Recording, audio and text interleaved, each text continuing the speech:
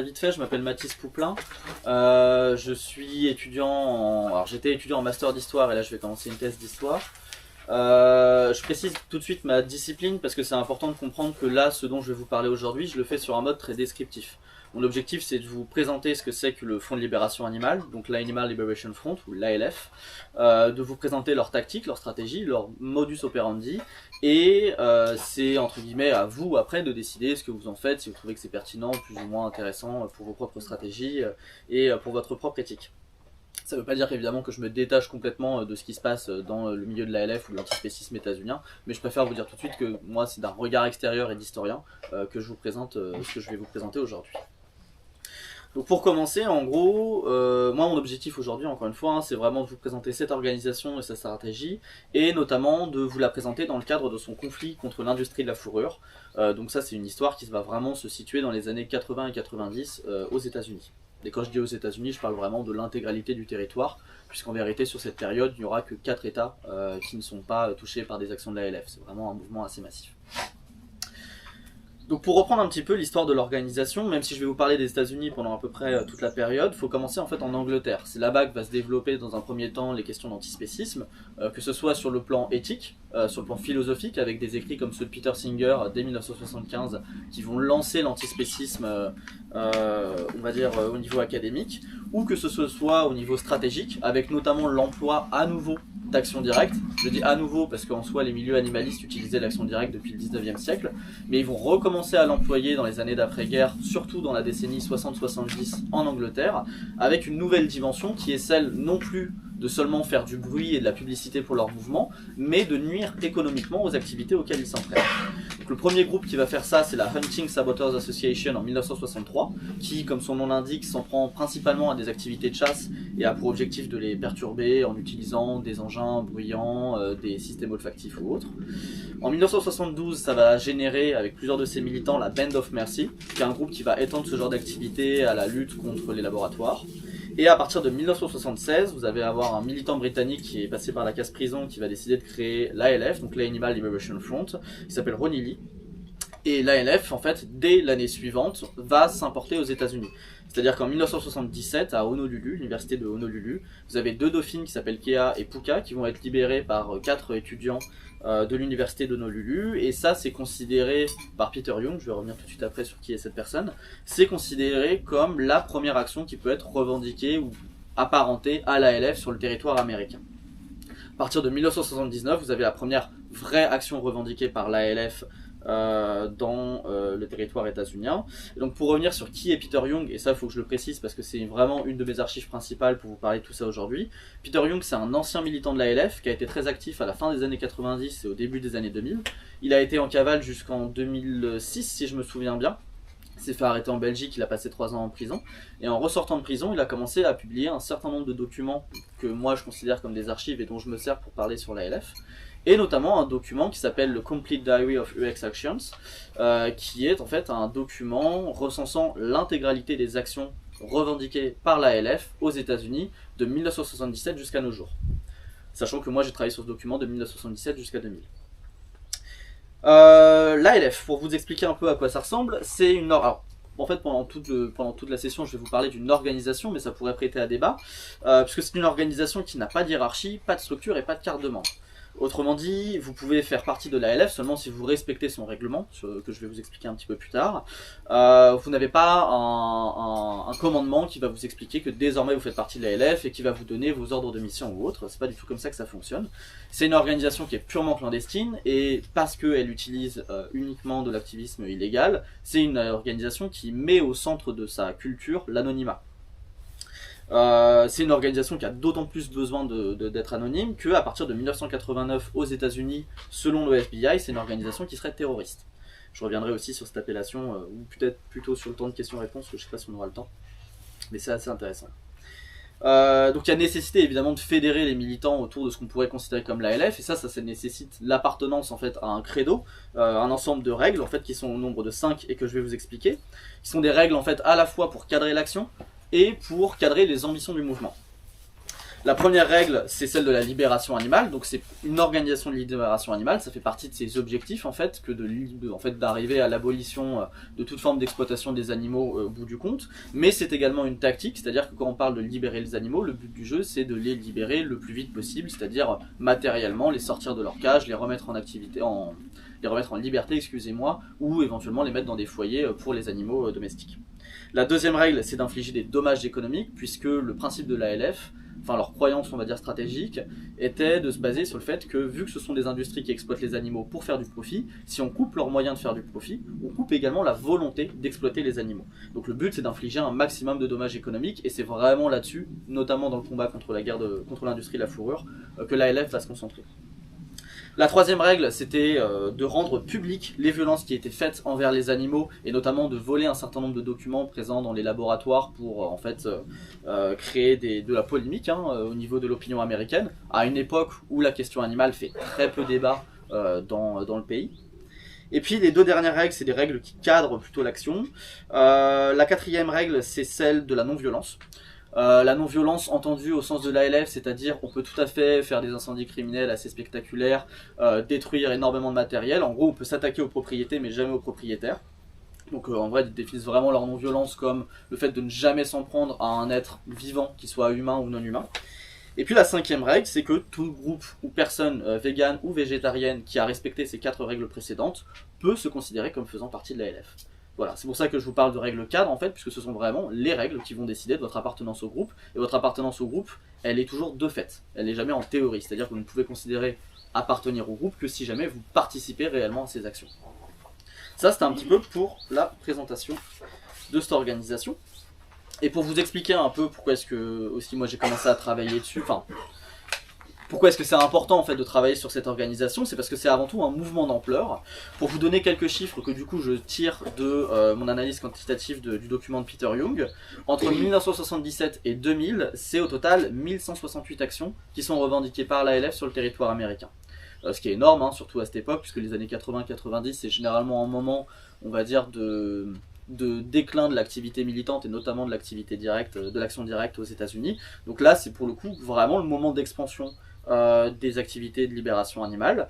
Parmi donc ces 1168 actions, vous avez 204 actions de libération animale pour un total de 115 719 animaux libérés, donc 97 864 visons. Les visons, donc c'est ces petits animaux qui permettent, en fait ce sont des prédateurs à la base qui permettent donc de produire de la fourrure pour l'industrie de la fourrure. Et ne serait-ce qu'au niveau des chiffres, vous voyez, il y a pratiquement 90% des animaux libérés qui sont des visons. Ça montre déjà qu'il y a un focus très clair contre l'industrie de la fourrure, plutôt par exemple que contre l'industrie de l'agroalimentaire. Et on pourra revenir aussi sur ces questions-là et sur pourquoi est-ce qu'ils ont choisi de s'attaquer à cette industrie. Une estimation vraiment à la baisse, fait que des fois j'hésite à la donner, je la donne quand même. On peut estimer avec le document de Peter Young que cette action aurait provoqué à peu près 40 millions de dollars de dégâts. C'est une estimation qui est complètement à la baisse dans la mesure où Peter Young ne référence qu'assez rarement les moments où on sait combien une action a coûté. C'est-à-dire en fait il ne le fait que quand les assurances ont permis de le quantifier et quand les victimes ont décidé de mettre en avant ce chiffre donné par les assurances. Donc le chiffre est probablement beaucoup plus important. Et puis au niveau du nombre de groupes dont on parle, dans le document de Peter Young, on peut compter environ une quarantaine de groupes, 42 pour être précis. Pareil, il y en a sûrement beaucoup plus. C'est-à-dire que quand vous vous constituez comme unité de l'ALF, vous n'êtes pas forcément obligé déjà de prendre un nom. En général, vous allez vous revendiquer directement comme faisant partie de l'ALF. Et donc par conséquent, il serait très compliqué par exemple pour moi d'estimer à combien de militants étaient actifs au sein de l'ALF dans les années 80-90.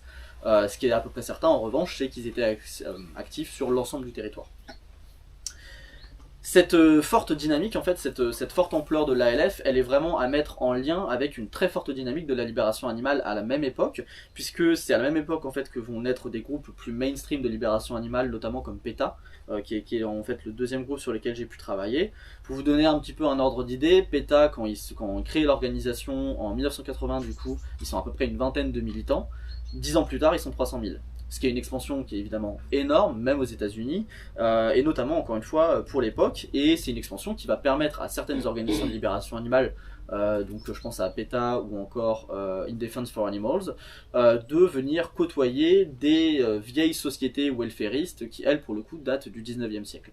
Donc on est vraiment sur un mouvement d'expansion dans lequel s'inscrit l'ALF. Faudrait pas voir l'ALF comme la seule organisation de libération animale qui prend de l'ampleur à cette époque-là. Et puis du coup, il y a un focus qui se fait très rapidement en fait à partir des années 90 sur la fourrure. Dans les années 80, c'est plutôt les laboratoires et la vivisection qui sont touchés. Et à partir des années 90, on commence à s'intéresser à cette industrie. Sur les 1168 actions dont je vous ai parlé, il y en a 499 qui vont s'attaquer à la fourrure, donc ça fait à peu près 42% des actions. Et en gros, à partir de 1986, vous avez la première libération animale qui va se faire contre un élevage de fourrure. Pour le coup, c'était pas des visons, c'était des renards argentés, mais la procédure c'était la même, c'est-à-dire en gros, vous rentrez à l'intérieur des granges, vous ouvrez les cages, vous faites un trou dans l'enclos qui serpente autour des granges. C'est un enclos qui est obligatoire aux États-Unis, puisque sinon il y a risque qu'il y ait des animaux qui partent et il y a un problème de pollution des gènes. Et donc vous laissez les animaux repartir à la nature sans s'en occuper. C'est une libération qui est particulièrement facile à faire si jamais on la met en comparaison avec une libération de cobayes dans des laboratoires. Pas forcément parce que c'est plus simple de rentrer dans ce genre de lieu, mais parce que c'est beaucoup plus simple en revanche de libérer des animaux sauvages que de devoir retrouver des foyers dans lesquels vous allez placer des animaux domestiques. Notamment des animaux domestiques qui sont passés par différentes expérimentations, qui peuvent être blessés, voire qui peuvent être infectés avec des virus, et qui vont parfois devoir être euthanasiés ou avoir besoin d'un certain nombre de soins vétérinaires. C'est aussi pour cette raison qu'on s'attaque principalement à la fourrure. Et puis s'il y a un tel focus sur cette industrie dans les années 90 par l'ALF, c'est tout simplement parce que le nombre de catalogues qui à l'époque sont vraiment les moyens de communication des militants entre eux, nombre des catalogues dans les années 90 définissent l'industrie de la fourrure comme une industrie moribonde, une industrie qui est en train de se casser la figure toute seule, parce que le marché occidental, notamment européen, est en train d'arrêter en fait les importations, et donc on a le sentiment que l'industrie de la fourrure c'est vraiment une cible qui peut être abattue, excusez-moi, et une cible qui, soit dit en passant, se fait abattre dans d'autres pays, et notamment je pense aux pays scandinaves, où il y a eu de vrais conflits pareil de l'ALF avec l'industrie de la fourrure, ou encore l'Angleterre, qui est à mon sens le seul pays où ce combat a été finalement victorieux, mais qui était un pays où déjà on avait décidé de se cibler principalement cette industrie. Hop. Donc comment s'est passée un peu la guerre de la fourrure? Je vais essayer de vous donner d'abord l'ensemble des stratégies qui ont été utilisées par les antispécistes pour advenir à leur fin, et puis ensuite je viendrai sur les réactions en fait du front adverse, c'est-à-dire à la fois les réactions des industriels et les réactions de l'État. Du côté des antispécistes, déjà, un des premiers pans vraiment importants de la stratégie de l'ALF, ça a été son alliance avec PETA. C'est aussi pour ça que j'ai commencé à travailler dessus. Très rapidement, ces deux groupes, en fait, finalement, ont formé une alliance qui peut être un petit peu comparée à, je ne sais pas si vous l'avez lu, ce que va décrire Andreas Malm dans Comment saboter un pipeline. Andreas Malm, il a tendance à parler en gros de la nécessité de créer un grand groupe qui serait capable de rallier les foules, de convaincre un maximum de la population, et il parle également d'une alliance de ce grand groupe avec une sorte de pointe de diamant, une avant-garde d'activistes qui vont pratiquer l'action directe et qui vont mettre la pression sur un secteur et obliger les acteurs de ce secteur à négocier avec le mouvement mainstream. Là en fait, sans qu'évidemment ça ait été théorisé à l'époque, on a un peu ce cas de situation avec PETA qui va donc être un groupe mainstream qui va essayer de provoquer, on va dire, la polémique à l'intérieur de la société américaine sur la question de la libération animale, et en même temps l'ALF qui, elle, s'attaque frontalement à différentes industries d'exploitation animale. PETA, pour rapidement faire le petit bilan de leur stratégie, eux, leur objectif, c'est avant tout de changer la loi. Donc ils font du lobbying politique et de la manifestation, plus des happenings, etc. Le but, c'est vraiment de créer de la communication autour de la libération animale. Dans les faits, on reviendra peut-être un peu rapidement là-dessus, mais c'est une stratégie qui va échouer. Ils ne vont pas réussir à faire de changements législatifs vraiment importants sur les questions animales aux États-Unis. Ils arriveront seulement à obtenir point par point certaines victoires contre certaines entreprises.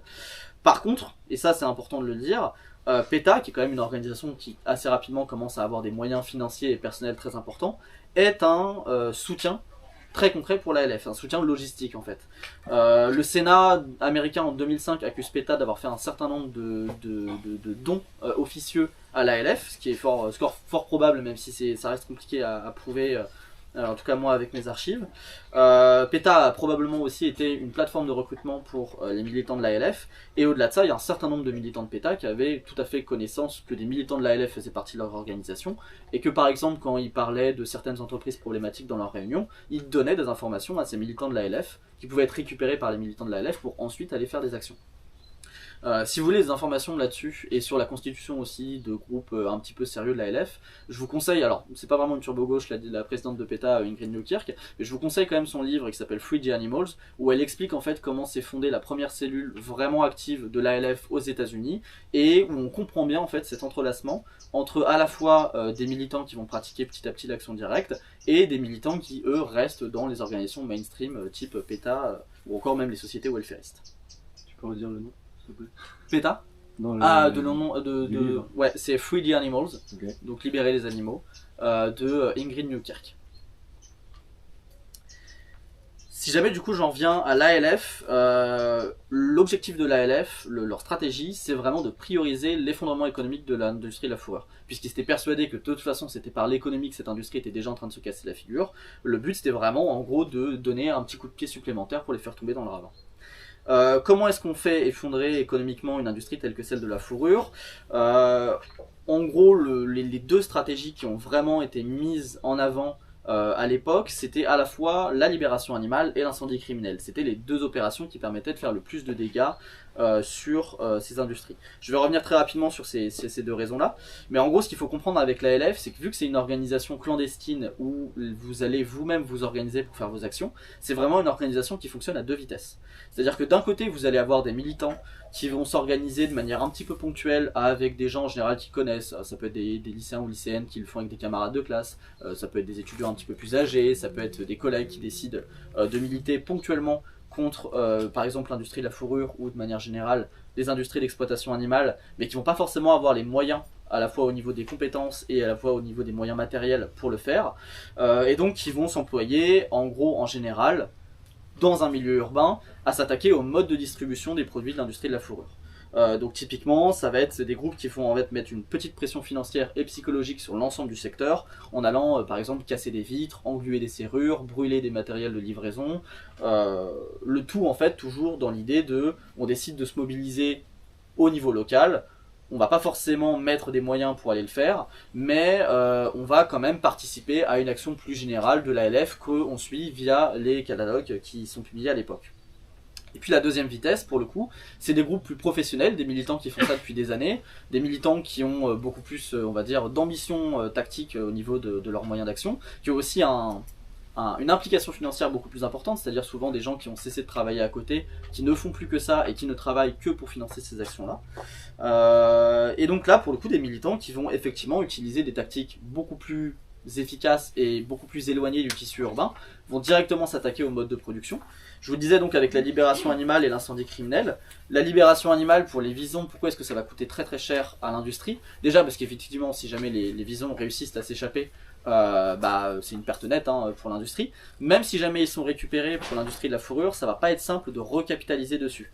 Pourquoi? Parce qu'en fait, ce qu'il faut comprendre, c'est que l'industrie de la fourrure, c'est une industrie donc qui naît dans les années 20 aux États-Unis, qui dès le départ a été obligée de faire un très nombreux ça marche pas ce que je suis en train de dire, qui a été obligé de faire un grand nombre de modifications au niveau des animaux pour réussir à les exploiter. Typiquement, le principe toujours de l'élevage, c'est quand même d'essayer de mettre le maximum d'animaux dans l'espace le plus restreint possible. Le problème avec les visons, c'est que ce sont des prédateurs. Si jamais vous mettez 2 ou 3 prédateurs dans une même cage et qui décident de pas s'entendre, ils vont s'entrebouffer. Et donc la seule solution en fait qu'a trouvé l'industrie de la fourrure pour éviter ça, c'est de mettre dans des mêmes cages seulement des frères et sœurs. Voilà. Ce qui veut dire que si jamais vous libérez tous les visons et que vous détruisez les cartes d'élevage, c'est-à-dire les cartes qui permettent d'avoir des informations sur chaque animal, vous ne permettez plus à l'éleveur de savoir qui est frère ou sœur de qui, et vous empêchez la possibilité de remettre plusieurs visons dans une même cage, ce qui évidemment va coûter extrêmement cher. Vous empêchez également de savoir si tel ou tel vison était élevé pour sa progéniture ou s'il était élevé pour sa fourrure. Vous empêchez de savoir qu'est-ce que c'était son régime alimentaire qui est extrêmement important dans l'industrie de la fourrure, puisque c'est lui qui va avoir un impact sur la densité de la fourrure des animaux et sur la couleur de la fourrure de ces animaux. Donc au final, en fait, vous rendez absolument impossible la production, même si jamais ils arrivaient à récupérer leurs animaux, ce qui dans la pratique arrive quand même assez souvent en grande proportion. Et puis l'incendie criminel, tout simplement, une fois que vous avez fait en sorte que tous les visons étaient sortis des granges, vous mettez le feu. En général, c'est des bâtiments qui sont majoritairement en bois, ça part très bien en fumée et ça provoque des centaines de milliers de dollars plutôt, à chaque fois de dégâts. Donc il y a un certain nombre d'entreprises plutôt ou de petits élevages qui vont se casser la figure après typiquement des incendies criminels. surtout des incendies criminels répétés. Hein. Des fois, c'est une fois, deux fois, trois fois la même ferme qui va se faire raider dans l'espace d'une année. Et là, effectivement, ça permet de se débarrasser d'une entreprise d'exploitation animale. Donc, ce fonctionnement à deux vitesses, pour moi, il est vraiment très très important à comprendre et il a aussi des impacts sociologiques assez intéressants à observer. Et pour comprendre un petit peu jusqu'où ça a pu aller pour des groupes professionnels, il y a une campagne entre 1991 et 1992 qui s'appelle Bite Back. Donc, pour renvoyer la morsure, je ne sais pas trop comment est-ce qu'on traduira en français, qui est en fait une campagne de 6 attaques organisées par la Western Wildlife Unit de l'ALF, qui est une organisation, enfin une cellule de l'ALF qui était commanditée par Rod Coronado. Et donc, en fait, pour le coup, cette attaque, enfin ces 6 attaques ont eu pour objectif systématiquement de cibler ou des grands élevages, ou des laboratoires qui permettaient à l'industrie de la fourrure de, on va dire, devenir plus résiliente face aux nombreux problèmes qu'avaient les visons dans les élevages, ou d'attaquer des intégrateurs. Les intégrateurs en élevage, ce sont des entreprises qui vont fournir l'ensemble du matériel, éventuellement aussi le bâtiment, l'alimentation, ou voire même directement les animaux aux éleveurs. Donc ces sont des entreprises extrêmement importantes. Aux États-Unis, ce sont aussi des entreprises qui sont importantes, je veux dire, au niveau quantitatif, mais pas forcément très nombreuses, ce qui fait que quand vous attaquez un intégrateur, vous êtes capable d'impacter l'ensemble des fourrures, des élevages de fourrures de visons sur 4 ou 5 États en même temps. Donc ça, c'était vraiment l'objectif de cette organisation, de cette campagne Bite Back. Et c'est une campagne d'ailleurs qui a suscité une répression extrêmement féroce. Autant le FBI commence à traquer les activistes de l'ALF à partir de 89, je reviendrai dessus pourquoi après. Mais à partir de 91-92, c'est vraiment ce moment où le FBI et le BATF, je reviendrai aussi sur ce que c'est que le BATF, commencent à vraiment s'en prendre de manière, on va dire, prononcée à l'ALF, ou du moins ils comprennent qu'il y a un réel danger qui est suscité par ce mouvement-là. Ce que c'est rapidement que le BATF, je le dis quand même, c'est le Bureau of Alcohol, Tobacco, Firearms and Explosives, qui est en fait le bureau de régulation, comme le FBI, hein, c'est un service de renseignement intérieur, et c'est le bureau de régulation des trafics illégaux aux États-Unis. Voilà. Donc c'est normalement un bureau qui aurait jamais dû être mis sur la traque de l'ALF. On l'a détourné son usage dans la mesure où l'ALF utilisait des incendies criminels et qu'on s'était rendu compte que les moyens antiterroristes du FBI n'étaient pas suffisants pour traquer les gens de l'ALF à l'époque. Donc ça c'était un petit peu pour la stratégie des gens de l'ALF. Et puis pour ce qui est de la contre-attaque et de la répression, est-ce que tout va bien? je parle, est-ce que je parle trop vite? On est bon? Parfait, je prends un petit coup de flotte juste. Hop.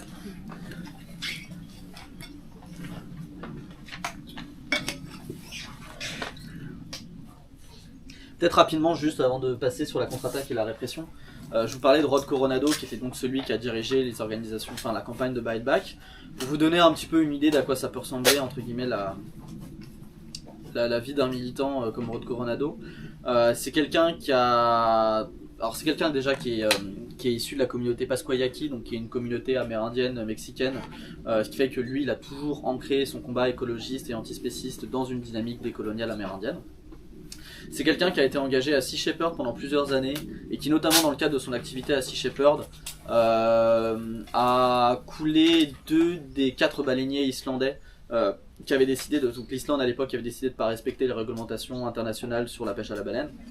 Lui, il a décidé de travailler pendant 3-4 mois avec un camarade britannique en Angleterre pour faire suffisamment d'argent pour ensuite se rendre à Reykjavik et couler 2 des 4 baleiniers islandais. Je dis ça pour que vous fassiez un peu une idée à la fois du type d'engagement de ces gens-là, mais aussi de l'impact durable sur leur vie, ne serait-ce que sur la question économique. C'est des gens voilà, qui vont peut-être travailler 4, 5 ou 6 mois pour avoir de quoi financer tout simplement le matériel qui va leur permettre de couler 2 bateaux de la taille d'un baleinier. Ouais. La question de la répression aussi, tu parles de la question financière, mais ils s'exposent aussi à une grande répression, comme tout tu à dis, il y fait. en a qui sont allés en prison pour un peu sacrifier leur liberté pour la cause. Ouais, bah typiquement si on continue sur Rod Coronado, il a fait plusieurs activités après plus légales on va dire, où il a essayé de créer une entreprise qui en fait était une entreprise de renseignement sur les industries de la fourrure. Il s'est beaucoup engagé sur l'antispécisme à partir des années 90, et puis du coup après il s'est engagé dans l'ALF, donc 91-92 il fait Bite Back, et à partir de Bite Back il est obligé de se cacher pendant des mois dans des réserves naturelles et dans des réserves amérindiennes pour pas être retrouvé par les services du FBI et du BATF. Il est finalement retrouvé en 95. Il est arrêté et c'est le militant qui passe le plus de temps en prison pour l'ALF. De souvenir, c'est 56 mois de prison du coup pour lui. Il en ressort à peu près dans les années 2000. Il va resubir une seconde incarcération parce qu'il est accusé de... Comment est-ce qu'on dit déjà ? quand vous encouragez les gens à faire quelque chose. Incitation. Donc incitation au terrorisme, donc il repart en prison pour 1 an. Et au moment où il se fait menacer d'une 3e peine de prison à nouveau pour cette question d'incitation, là pour le coup il décide de démissionner de la LF, donc vraiment il le dit, ne me demandez plus comment construire des bombes, demandez-moi comment est-ce qu'on fait pousser des melons, et vraiment on a une lettre qu'il envoie en fait au mouvement alors que lui-même est à nouveau incarcéré pour dire là c'est bon on arrête. Donc le cadre de Coronado, je trouve qu'il est vraiment très pertinent pour se rendre compte à la fois de ce que c'est qu'un activiste engagé de manière radicale et extrême pour sa cause, et de voir tous les impacts que ça va avoir à la fois dans sa vie affective, dans sa vie personnelle, dans sa vie professionnelle et financière, etc. Bref, c'était une petite parenthèse. Il y a une biographie qu'il faudrait que je vous retrouve la référence, mais il y a une biographie une autobiographie même je crois. Ou en tout cas il a participé à écrire cette biographie, donc qui peut être assez pertinente aussi. Du coup pour revenir à mon sujet. La contre-attaque et la répression, pour commencer déjà avec les industriels, parce que souvent quand on s'intéresse aux stratégies militantes, on oublie qu'en fait il y a des gens en face qui vont également utiliser des stratégies pour détruire le camp militant, et des stratégies qui, soit dit en passant, sont pas forcément légales. Les premières réactions de l'industrie face aux agressions de la LF, c'est des réactions qui sont évidemment purement défensives. La première, la plus simple et celle qui est peut-être la plus imaginable, c'est d'installer des systèmes de sécurité. Donc typiquement à l'époque, dans les années 90, c'est des systèmes de caméras et des lentilles infrarouges qui vont permettre en fait d'éviter à ce que les militants rentrent sans qu'on s'en rende compte dans les élevages, sachant que très souvent à l'époque, les élevages sont juste à côté des habitations des éleveurs, de toute façon. Surtout au début des années 90, ça je reviendrai un peu dessus, le modèle de l'industrie de la fourrure, le modèle économique va changer petit à petit, donc on va avoir de plus en plus des grosses entreprises, mais au début des actions de la LF, c'est-à-dire à la moitié des années 80 et début des années 90, on est toujours sur un modèle où il y a énormément de petits élevages. Petits élevages, ça veut pas dire qu'il y a juste 20 ou 30 bisons, on parle quand même de centaines d'animaux, mais petits élevages dans le sens où ils ont en général qu'une seule grange ou 2 granges, et que le bâti est assez rapproché les uns des autres. Donc on installe des systèmes de sécurité. Les systèmes de sécurité, c'est tout de même des choses qui sont extrêmement coûteuses et qui demandent notamment pour ce qui est des caméras d'avoir du personnel derrière les écrans. Ça dans les années 90 ça reste quand même relativement rare et c'est vraiment plus on progresse dans les années 90 qu'on va commencer à avoir des systèmes comme ça de sécurité un peu élaborés qui vont apparaître. Mais on a encore typiquement Peter Young qui lui fait des raids plutôt dans les années 97-98 qui explique que sur une quinzaine de fermes visitées, il n'y en avait que 2 ou 3 qui avaient réellement des caméras mises en place, et que même sur ces 2 ou 3, il y en avait 1 ou 2 qui visiblement n'avaient pas de caméra qui était fonctionnelle. La deuxième réaction qui va venir du camp des industriels, c'est la communication contre les antispécistes, et surtout une communication qui se concentre sur l'ALF pour le découpler du reste du mouvement de libération animale.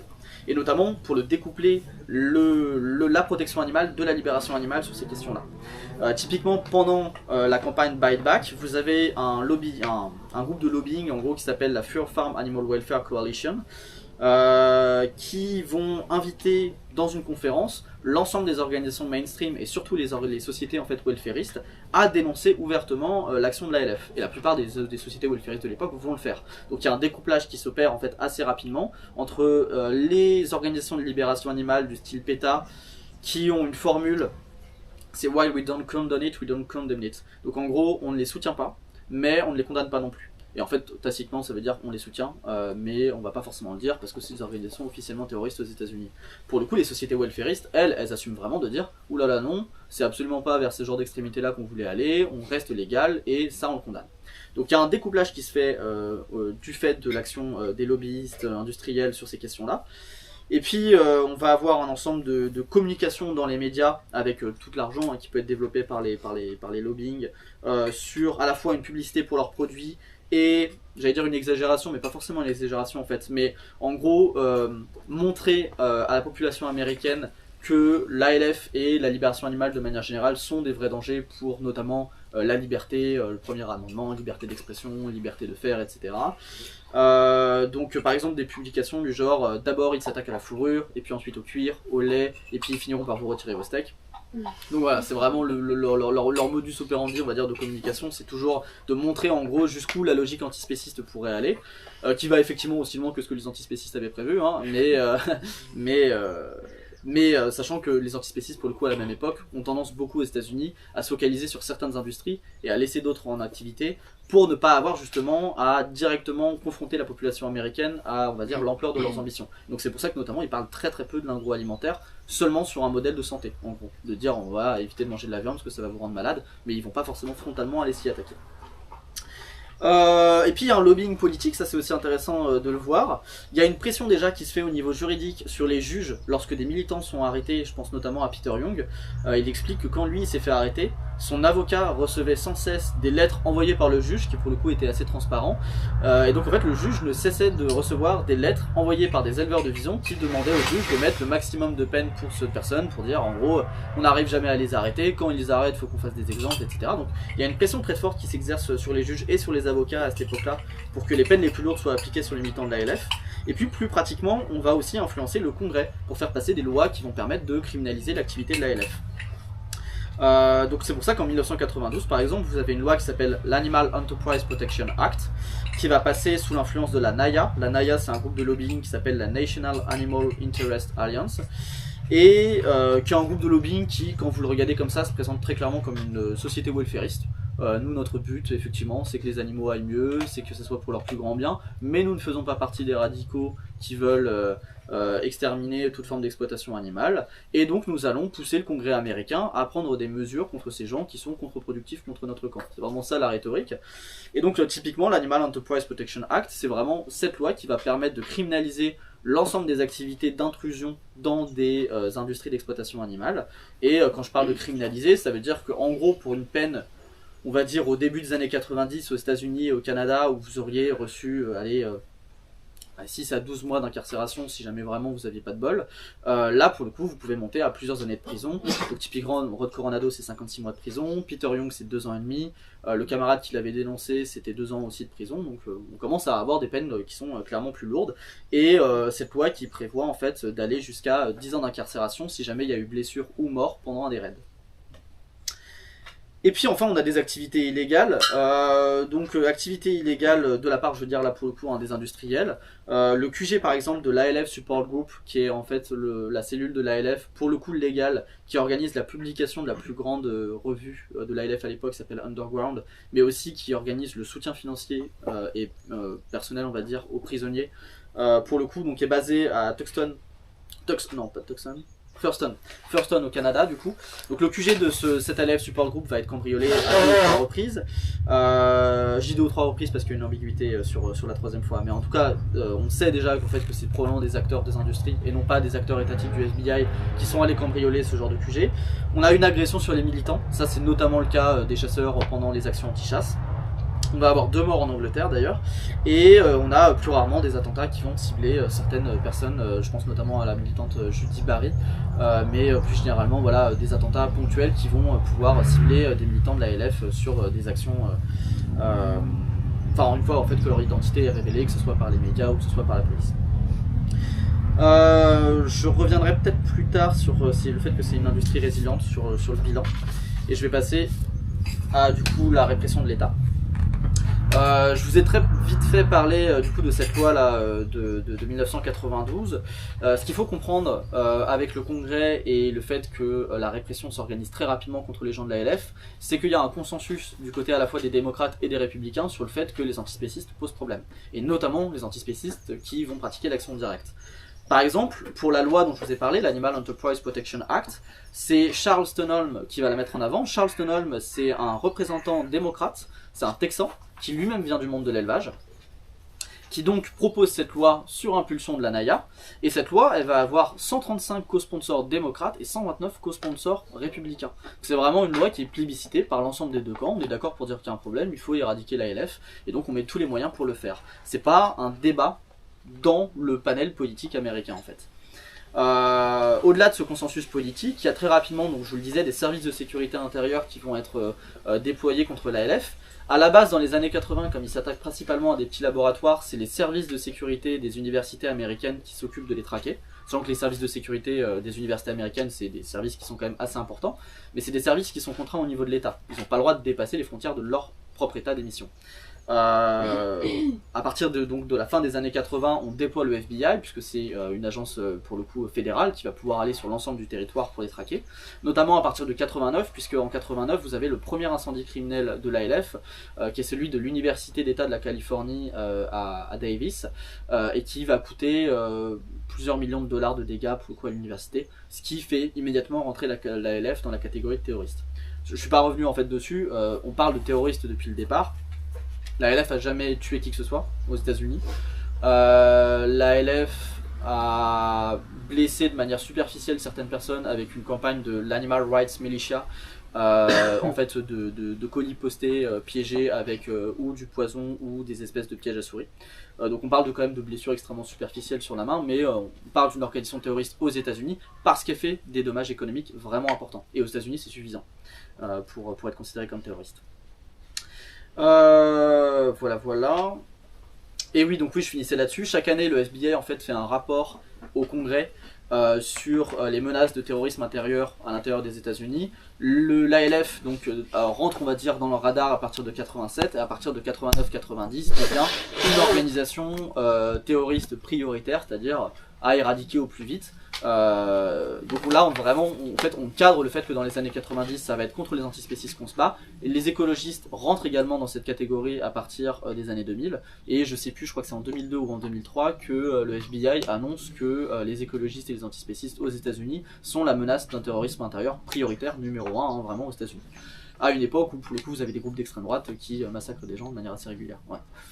Je sais pas, peut-être que tu vas préciser après, mais je sais pas si c'est au clair pour tout le monde, le fait que ce soit qualifié de terrorisme, ça change complètement le cadre légal de la répression. Ouais. Tu vas peut-être en parler. Non, mais tu fais bien de en fait, dire. Par exemple, en France, si vous faites une action qui est qualifiée de terroriste, la garde à vue elle passe de 24 heures à 72 heures. Il y a plein de règles comme ça. Aussi, c'est qualifié de terroriste, en fait, la loi et le cadre juridique s'adaptent. Donc, c'est vraiment pas anodin de qualifier un acte de terrorisme. Tout à fait. Déjà, effectivement, il y a un impact au niveau de la répression, en fait très matériel, hein, comme tu viens de le dire. Aux États-Unis, typiquement, c'est très compliqué en fait de réussir à déployer sur plusieurs années le FBI contre une organisation si celle-ci n'a pas été catégorisée comme terroriste. Ça aurait été extrêmement compliqué aussi de faire venir le BATF contre l'ALF, alors que c'est pas une organisation directement de trafiquants, si elle n'avait pas cette réputation de terroriste derrière. Et puis soit dit en passant, et ça pour revenir vite fait à Rod Coronado, c'est intéressant aussi. Rod Coronado, il explique en quoi c'est pesant aussi d'un point de vue psychologique d'être considéré comme des terroristes dans son propre pays lorsqu'on n'a pas tué ni blessé qui que ce soit. C'est en fait sur plusieurs années. Alors au début, tu peux te dire, il y a peut-être un côté, je sais pas moi, un peu euphorisant de oh là là, dis donc on est en train de, non mais tu vois ce que je veux dire, mais de oh, dis donc on leur a bien fait peur. Et puis en fait au bout de plusieurs années, ça a énormément d'implications personnelles, psychologiques, avec les proches, etc. C'est extrêmement compliqué, surtout une fois que ton anonymat a été brisé et que tout le monde te considère officiellement comme un terroriste dans ton pays. Donc ça c'était on va dire les deux premières articulations de la répression étatique, et puis il y en a une troisième qui là pour le coup est spécifique aux États-Unis, sur lesquelles je vais essayer d'être clair, mais n'hésitez pas si vous avez des questions. N'ayez pas trop de questions parce que je ne connais pas si bien que ça ce truc là. Non, en vrai le système juridique américain c'est un bordel, donc j'essaie de le comprendre, mais il y a un truc qui s'appelle là-bas les grands jurys. C'est une spécificité du système américain qui ne partage qu'avec le Liberia. En gros, dans la Constitution américaine, vous avez le 5e amendement qui vous dit que si jamais vous n'avez pas envie de communiquer des informations à une cour de à des policiers ou à une cour juridique, vous avez le droit de garder le silence. Le 5e amendement précise également que vous n'avez pas le droit de garder le silence devant une cour en particulier, et c'est le grand jury.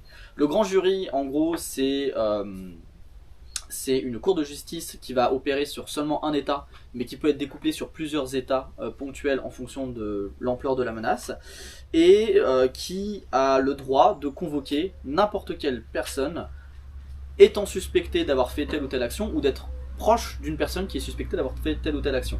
C'est-à-dire qu'en gros, une fois par exemple que le grand jury il a été créé en Pennsylvanie, je crois à la moitié des années, au milieu des années 80, il a le droit de convoquer l'ensemble des militants traditionnels, mainstream, welfaristes ou abolitionnistes de l'État, de leur poser autant de questions qu'ils veulent, et les militants sont obligés d'y répondre, et obligés d'y répondre honnêtement. Ils peuvent également interroger tous les membres de la famille des personnes qui vont être suspectées d'avoir fait telle ou telle action de l'ALF, et encore une fois, si jamais vous décidez de ne pas répondre au grand jury parce que vous avez peur de révéler des informations qui pourraient être compromettantes pour vos proches, vous faites de la prison en fait. Et vous faites de la prison jusqu'à ce que vous décidiez de parler. Par exemple, autour de Rod Coronado, il y a 2 militantes qui font partie d'une petite organisation qu'il avait créée, qui vont faire, je crois, 3 à 4 mois de prison, simplement parce qu'elles ont décidé de ne pas parler devant cette cour. Ça, pareil, on part en termes de pression psychologique. Savoir que potentiellement votre famille, vos proches, vos collègues peuvent tous être interrogés dans le cadre d'un grand jury, c'est extrêmement violent. Dans le cadre de l'opération Bite Back, il y a une 60aine de personnes qui sont arrêtées par les 4 grands jurys qui vont être émis pour lutter contre l'AF à cette époque-là, simplement parce que ce sont des personnes qui ont refusé de répondre ou qui, en répondant, ont donné des informations qui étaient compromettantes pour d'autres personnes. Donc le grand jury, en fait, c'est quelque chose qui est assez méconnu en France et dans la plupart des pays, parce qu'en fait, tout simplement, on n'a pas ça en fait chez nous. C'est quelque chose qui est clairement considéré, même à l'intérieur des États-Unis, comme très problématique sur le point de vue de la démocratie. Hein. Mais c'est un des outils principaux de répression qu'on peut avoir dans ce pays. Et donc, pour finir un petit peu sur une conclusion de cette guerre de la fourrure, je vais me contenter un petit peu de la question économique, mais on pourra revenir sur d'autres questions après.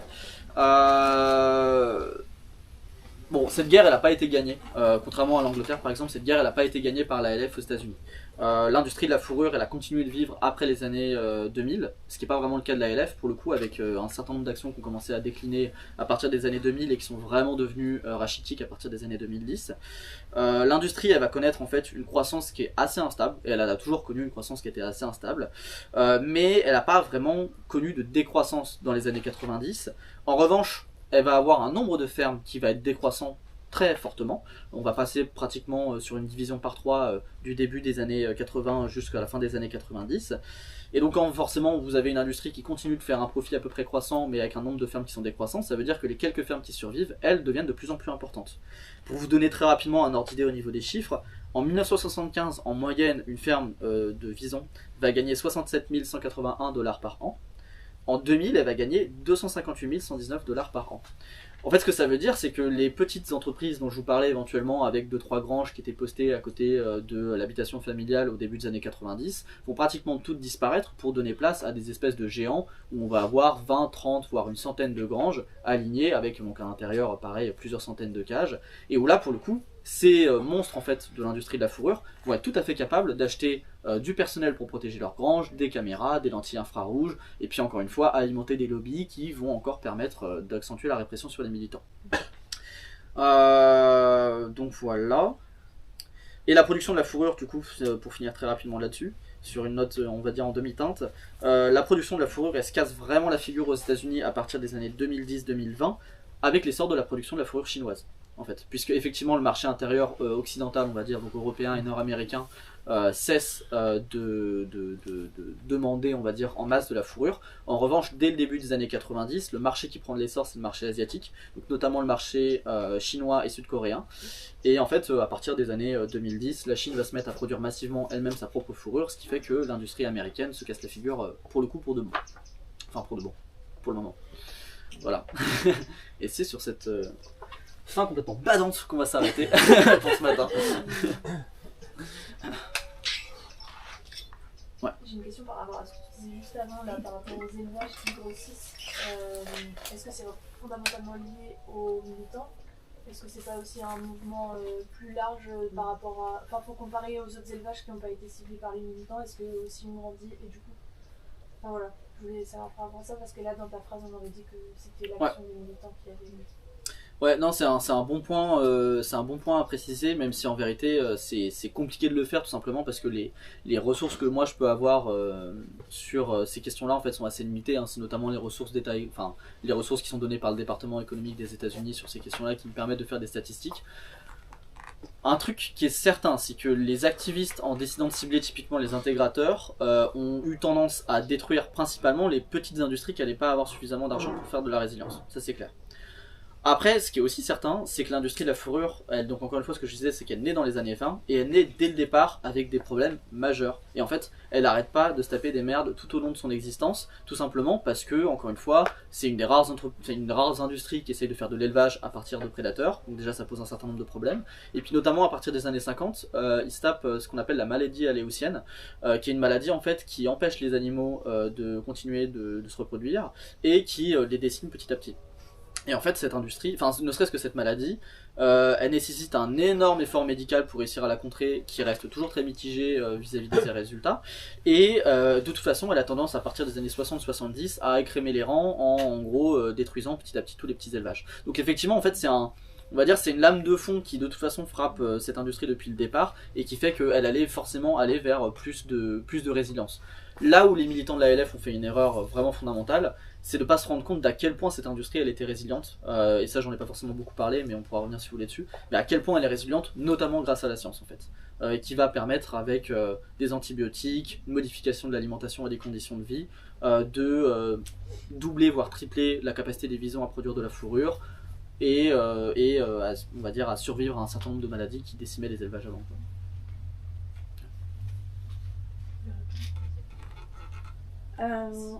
Merci pour ta conférence, c'était très intéressant, j'ai appris plein de trucs. Moi je voulais souligner plusieurs points.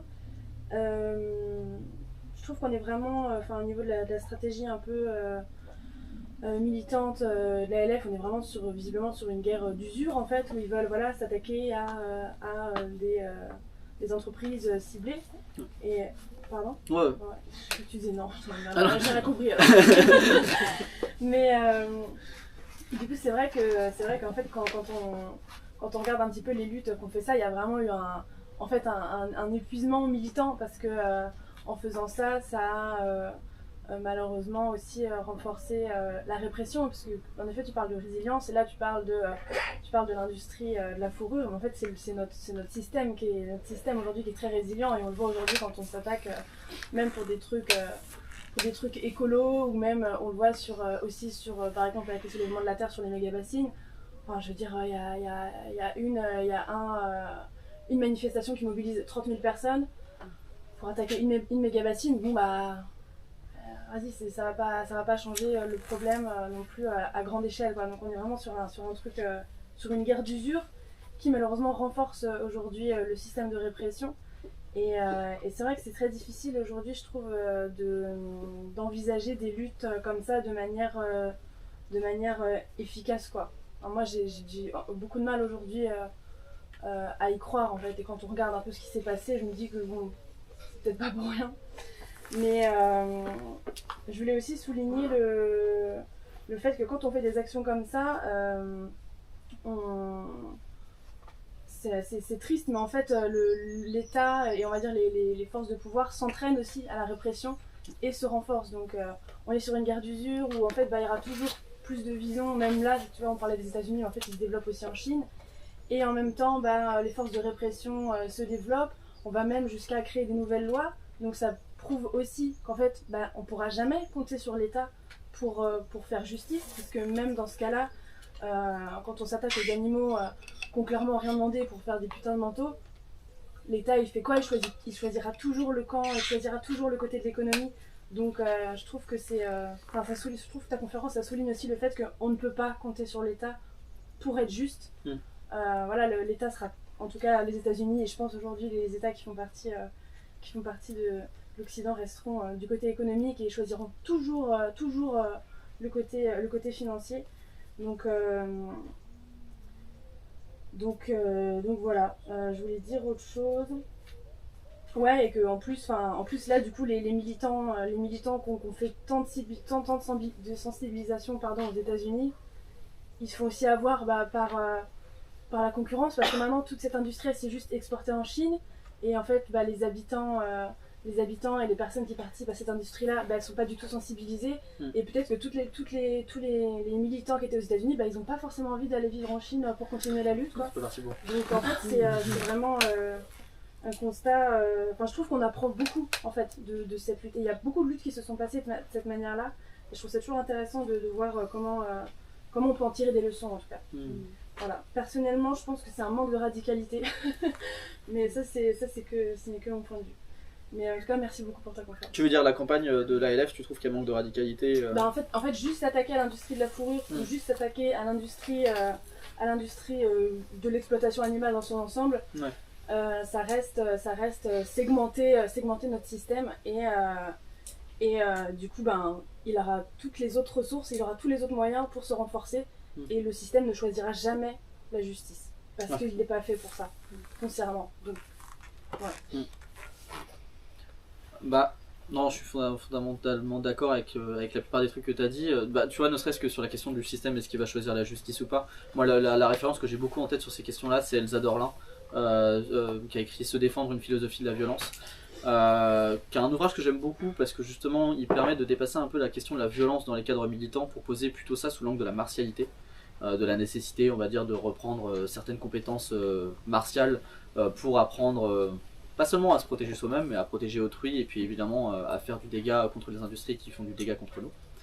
Et rappelle en fait fondamentalement que nos sociétés elles sont organisées avec on va dire des critères de violence légitimes que typiquement, bah, c'est pas elle qui le dit, mais moi pour le coup c'est mon articulation avec qui elle disait que très basiquement les animaux font partie de ces êtres qu'on accepte de soumettre à tout un tas de violences sans trop se poser de questions, et que là typiquement dans le cas de la société américaine, c'est genre il n'y a même pas de débat, ce que je disais sur les démocrates et les républicains, il n'y a même pas de débat sur est-ce que c'est pour les militants ou pour les industriels qu'il faut qu'on fasse une législation plus élaborée. Et en fait c'est assez rigolo parce qu'on est dans une époque. En plus, PETA avait énormément communiqué là-dessus, les années 90, ça sera l'année de la libération, les années de la libération animale, etc. On est à une époque où éventuellement on peut espérer des législations un petit peu plus sévères, au moins pour cadrer l'exploitation animale, et en fait c'est tout l'inverse qui se produit. C'est-à-dire qu'il n'y a pas forcément de dérégulation, mais en fait la régulation est tellement minime à l'époque. En gros elle est juste cadrée par l'Animal Welfare Act qui date des années 60, fin des années 60, début des années 70. Donc en fait il n'y a pratiquement déjà pas de régulation vraiment pertinente sur ce point-là. Et puis de l'autre côté, bah, en fait on a une régulation qui se met en place, mais une régulation de criminalisation des activistes de l'ALF. Sur la question de la résilience, je suis d'accord avec toi sur le fait qu'effectivement ce genre de lutte c'est on va dire des bacs à sable ou des terrains d'entraînement pour voilà pour les industriels et pour les agents étatiques. En même temps, de toute façon, moi j'ai le sentiment qu'il y a toujours une antériorité à nos luttes qui font qu'ils sont plus ou moins prêts à accueillir ce qu'on va pouvoir faire. Je prends par exemple l'exemple je sais plus quel. Ah, c'est bête, on m'avait donné la référence à l'époque. Mais en gros, dans des luttes qui existaient en France, je crois, contre l'industrie laitière, où c'était Nestlé qui avait engagé un ancien commando qui était spécialisé dans la contre-insurrection et les contre-guérillas en Amérique du Sud. En fait, ce que je veux dire, c'est que quand ces gens-là ont besoin de toute façon de casser des mouvements militants, il y aura toujours des gens quelque part dans le monde qui seront prêts à vendre leurs compétences et qui se seront entraînés sur d'autres mouvements insurrectionnels, que ce soit des mouvements insurrectionnels armés ou que ce soit des mouvements sociaux plus classiques dans les sociétés occidentales, pour venir expliquer comment est-ce qu'on peut briser ce genre de choses. Et donc je pense qu'en fait, je suis d'accord avec toi sur le fait que c'est des luttes où c'est compliqué d'espérer des victoires vraiment significatives.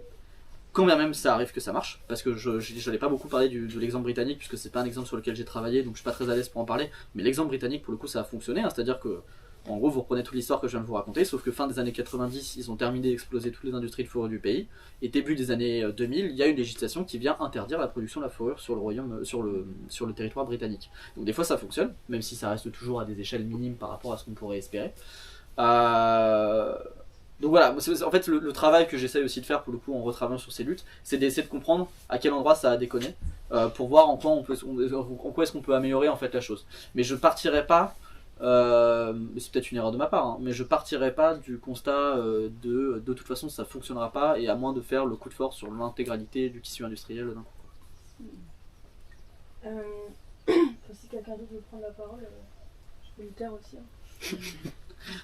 Je vais dire deux choses. Déjà, tu as dit quelque chose de très intéressant, je trouve. C'est en fait, c'est quand ils ont détruit un peu toutes les fermes, il y a une loi qui est arrivée. Ça, je trouve ça très intéressant de se dire, ok, matériellement, ils ont tout détruit, il n'y avait plus de fermes, du coup, bam, l'idée arrive, quoi. Dans la tête du gouvernement, comme si c'était devenu des saints, alors qu'en fait, c'est juste qu'ils n'avaient pas le choix. Bref. Donc, c'est l'idée qui légitime la condition matérielle de la production de fourrure. Autre chose, je suis pas d'accord avec toi sur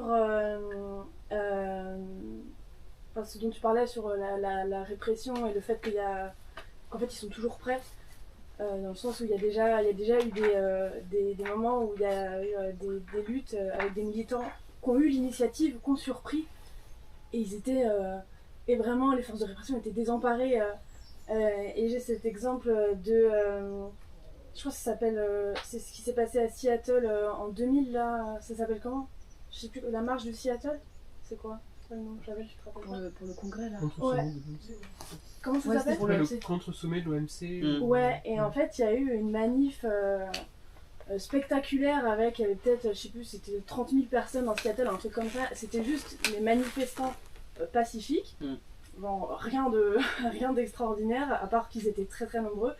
Et en fait, ils ont été, comme ils avaient l'initiative, ils ont vraiment surpris les forces de police. Et en fait, ils ont été, la répression a été vraiment complètement dépassée. Et évidemment, ça a été très très violent, mais n'empêche que le congrès a été annulé. Alors que c'était un truc, voilà, un truc sur le commerce international, avec vraiment plein de représentants de plein de pays. Et je me dis, ok, en fait là, qu'est-ce qui s'est passé? Bah, ils avaient l'initiative, tu vois. Et c'était la première fois qu'il y avait une mobilisation telle sur un sujet comme ça, quoi, en tout cas.